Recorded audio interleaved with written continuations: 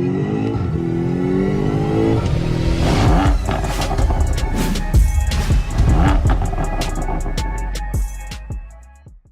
welcome back to the channel. Welcome back to another video. All right, today is going to be about brake fluid flush. If you watched my previous video where I changed out the rear calipers on the X5M, you'll notice that I talked about a flush.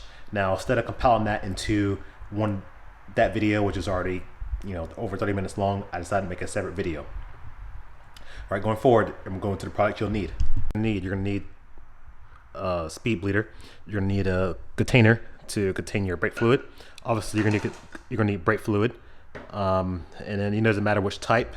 I'm using this one. Actually, I'm gonna do a flush on the M3, so that's going to be coming up here soon.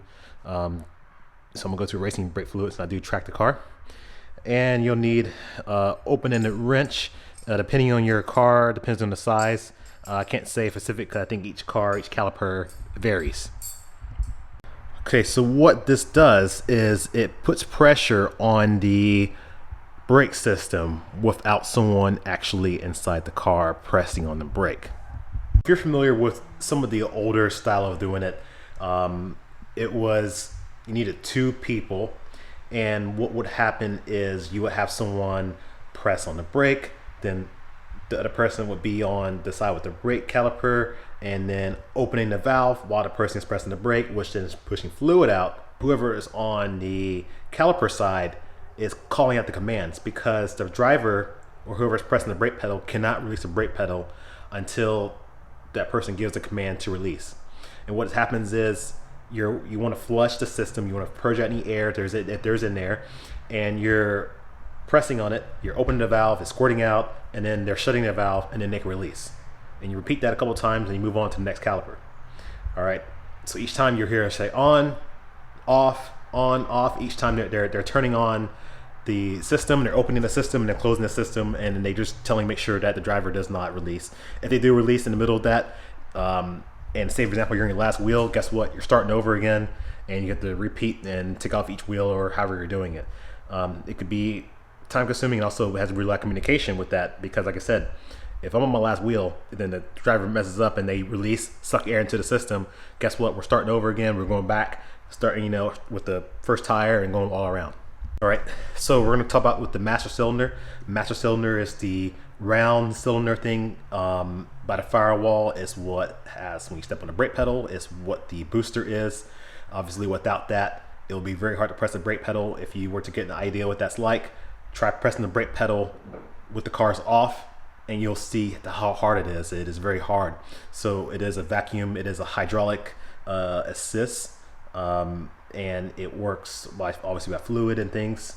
I'm not going to go into the technical aspects of it, but it is brake fluid, it is hydraulically, and it is assisted. It is recommended every 2 years you flush out your brake fluid to avoid water, moisture, contaminants inside, and make sure that you always have an optimal brake system. Okay, you see here, this is my Honda Civic. You can look here, you can see there's a round cylinder thing right here by the firewall. Obviously there's brake fluid, this is the cap. Make sure is that, you don't want to make sure it's at the minimum, you want to make sure it's topped off, and that's it. Each car varies, but it's always on, I will say most cars are always on the driver's side. You always want to start with the one furthest away. So the furthest away is going to be that left rear tire, that left rear wheel is going to be the furthest away from the brake system.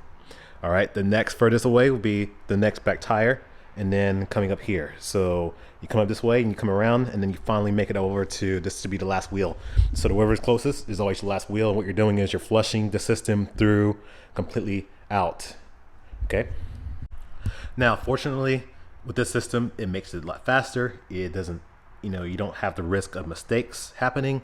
It's going to be very straightforward, and I'm going to show that in the video, but I just want to explain a few things, because in the video I also don't go through everything very step by step, so I want to tell you what you're going to see. First thing I'm going to do, I'm going to put the system in. I'm going to switch my caps out, put this cap on, kept this in here. I'm going to cap this just like that, and then what you're going to do, you're going to turn this on, I'm going to pressurize it, pump. This is going to be probably, I think, anywhere around 10 to 15 PSI is what you want this to be at. And then you're going to test it. Make sure that it holds. It doesn't leak. It doesn't, bleed out anything. Once that's done, you want to obviously disconnect, purge the air out real quick. And then you're going to open this cap. You're going to pour fluid in. If you have a choice, you're going to pour the fluid in. And then the benefit is I can leave this cap on that other side, and that is reconnected when I'm ready to go, connect it. And now pump again, 10 to 15 PSI. Let it, obviously make sure it holds. You'll see fluid through this line. And then from that point, I'm ready to begin. So starting with the furthest tire away, for example, if I'm working on this car, it's going to be over here. And I'm going to go start right there. Or remove this wheel and then open the valve. And depending on your brake setup, on so many cars, if you have multiple pistons, you may have more than one valve on each side. So if that's the case, if you have Brembo brakes, you might have multiple pistons. You're going to have not only one, but two, depending on how many you need. So if that's the case, Brembo recommends starting with the one inside, which I'll talk about that in the video later. All right, for example, this one, I have a nipple here and one on the other side. So I'm just gonna pop this off. All right, it's too hard for me to get to with the wheel on, but obviously the wheel's off, you better get to it. You can put a wrench on here, and depending on the size you need, I don't want to say because each car varies. You're gonna open the valve once this line is connected to there, and you let the fluid drain in, okay? And what I usually do is open it, let the pressure on real quick, and let it bleed for a second, and then I'll close it. And that's probably not the exact way, but I just my preference. And then I'll open it again, let it flow, and then I'll shut it off. And at that point, you move on to the next side of the caliper. So, for example, with this one, I'm gonna start with the inside first, then finally come to the outside. Once that's completed, you can disconnect, let the pressure out. There's a little thing right here. You can press the button, let the pressure down. You can disconnect, and then it's always good to top off your fluid to make sure it's at the max level, not the minimum level. And that's how you do a brake fluid flush. All right, you may also notice too that there may be some, the first time of getting back into the car, if they're doing the flush, you may have to pump the brakes a couple times, but that's completely normal. But like I said, make sure, obviously, before you move on, you tighten those valves. Should not be super tight, just hand tight. That's all it needs to be done, okay? Okay, my BMW followers, make sure you get when you order this kit, you get the European cap, okay? European kit. If you don't, it's gonna come with the wrong cap, it won't fit. So if you're doing a BMW, get the European. All right, so now I'll remove my cover up here. Use a tool, trim removal tool.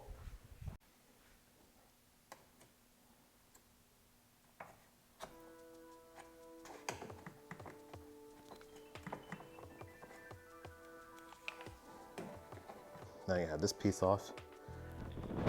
You can then open your reservoir. First thing I'm gonna do is just suck out the old fluid. Now you'll notice here, you'll see two lines coming off the master cylinder. So that just means there's brake line for the front, brake line for the rear, as opposed to one. So it's always important to start the furthest away from master cylinder. So master cylinder's here. The furthest wheel that's away from it will obviously be my right rear, and the next one will be left rear. And if I were going to do all four, I'll come up here to the right front, and then finally left front. So I'm just gonna suck all this up and screw this cap.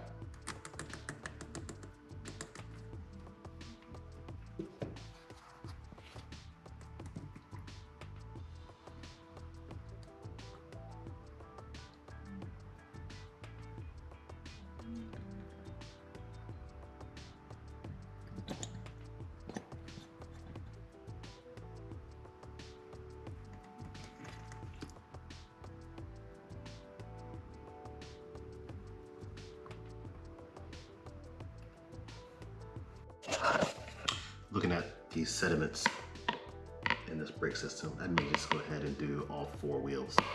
Just to be thorough.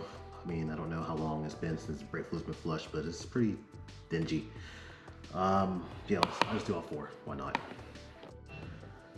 So, connected it. Now I'm going to go ahead and pump it up to about 10 psi. Make sure there's no leaks before I start adding fluid.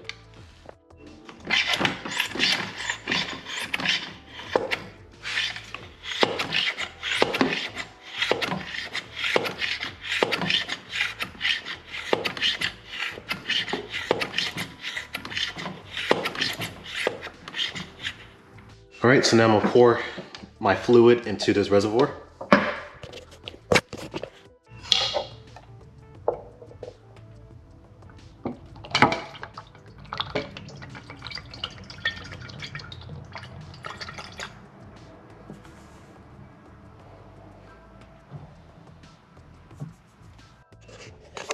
I'm gonna reconnect everything back up here.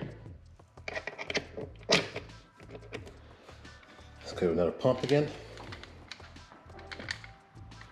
Now pump it up to, I think, anywhere from 15 psi is recommended.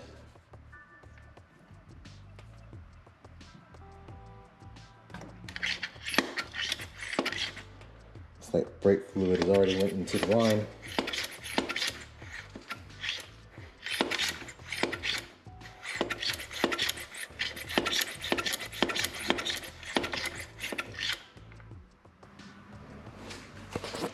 All right, so it's good to momentarily check.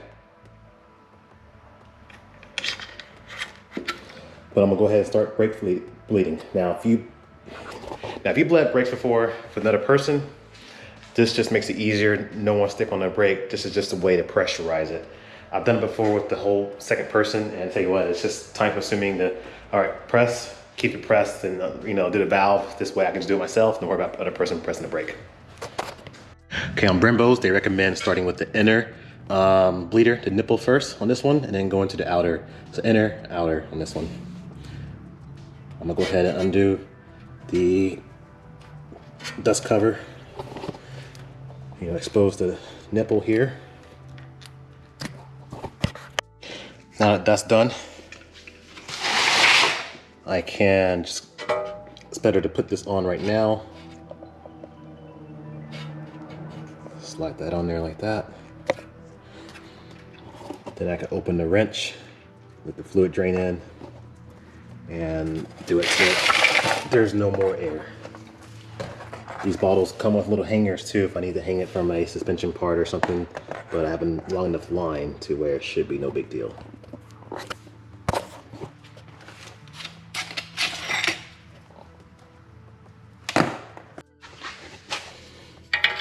Okay, here we go.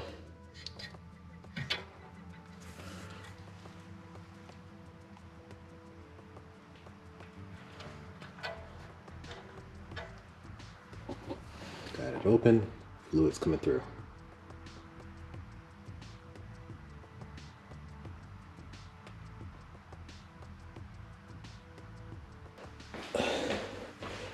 You don't want to run out of fluid in the reservoir. You always want to maintain your pressure. So, still got fluid coming in. All right, I'm gonna close the valve. So the air coming out.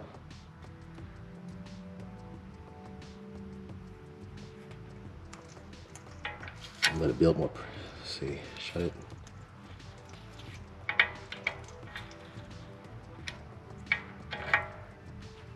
Okay. You see that air that came through that line tells me I need to bleed it some more. You don't want to, air is not compressible, you know what I'm saying? So if I were to step on the brake pedal, didn't flush the brakes, press the brakes, and that air went in the line, I would have had a full pedal went straight to the floor. Okay, do it again.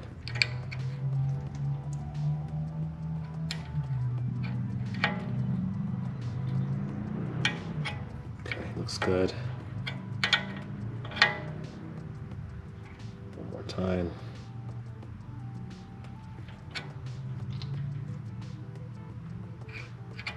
Looks good to me.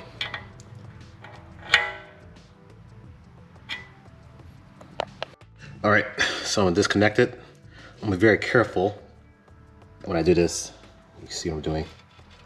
Because I don't want this fluid to get onto the brake caliper. It will eat the paint off the caliper.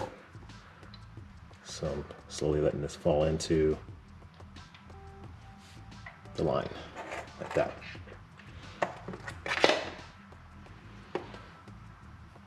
Okay, now I do this side, and we'll just repeat through the other wheels. So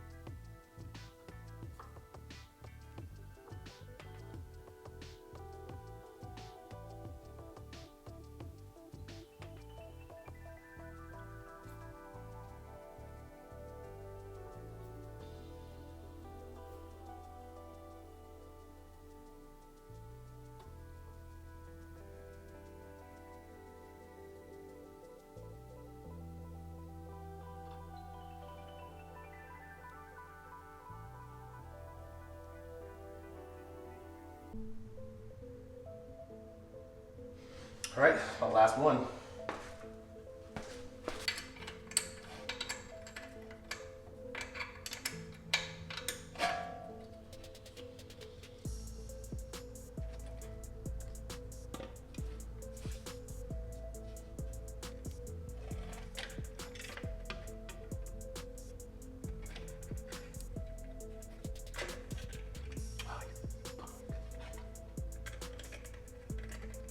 So at this point, I'm done with the flush. I can just release the air out of the system.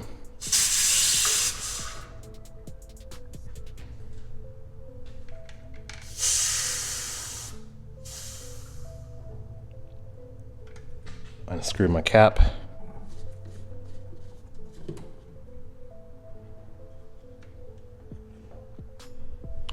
Check the level for brake fluid. I'm going to fill it to max.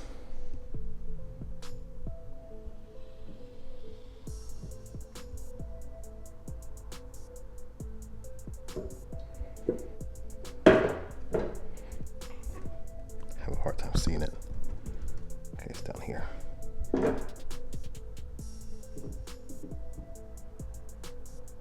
Before you drive away, it's a good idea to pump the brakes. So I'm gonna turn the car on,